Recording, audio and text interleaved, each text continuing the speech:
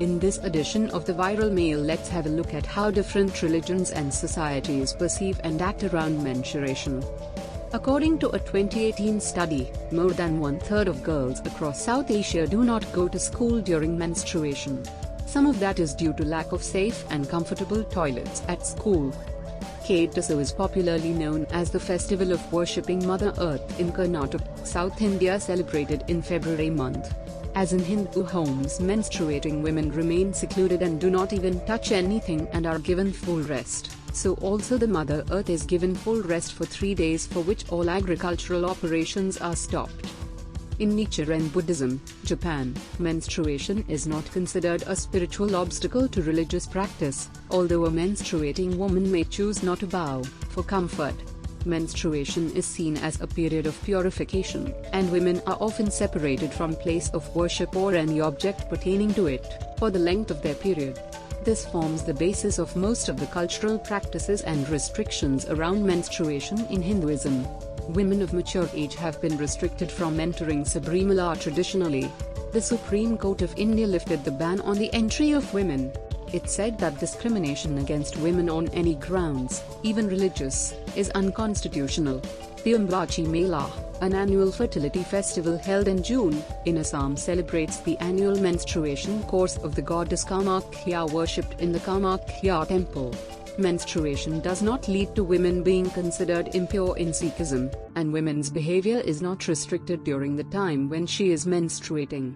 Guru Nanak Ji openly chides those who attribute pollution to women because of menstruation. Baha'i faith stresses the importance of cleanliness and spiritual purity. Menstruating women are encouraged to pray and are not required to fast. They have the voluntary alternative of reciting a verse instead. In Jainism, the bleeding that occurs in menstruation is thought to kill microorganisms in the body, making the female body exhausted, causing cramps, and producing stress. Hence, women are expected to rest and not perform any religious duties for a duration of 4 days. In this time, the man of the house may take up the duties of the woman. Judaism forbids women and men from even touching or passing things to each other during this period or physical intimacy. Some Christian churches advise women not to receive communion during their menstrual period, not because menstruation is considered to be sinful, but for more intense preparation to approach Christ and due to the physical difficulties faced by women. During menstrual periods, women are excused from performing prayers. Sets of rules are advised for women to follow while during menstruation. They should not fast, and leftover fasts of Ramadan are to be completed during other days. The Quran forbids intercourse during a woman's menstrual period. In Chinese belief systems, women are not supposed to touch sacred statues, make offerings, or pray to sacred statues on their menstrual cycle. In areas around the Chhabra district, Madhya Pradesh, the belief is that menstruation is a disease and not a normal biological process, and therefore women who are menstruating are not allowed to sleep on beds, enter kitchens, touch male members of their family, or eat spicy foods.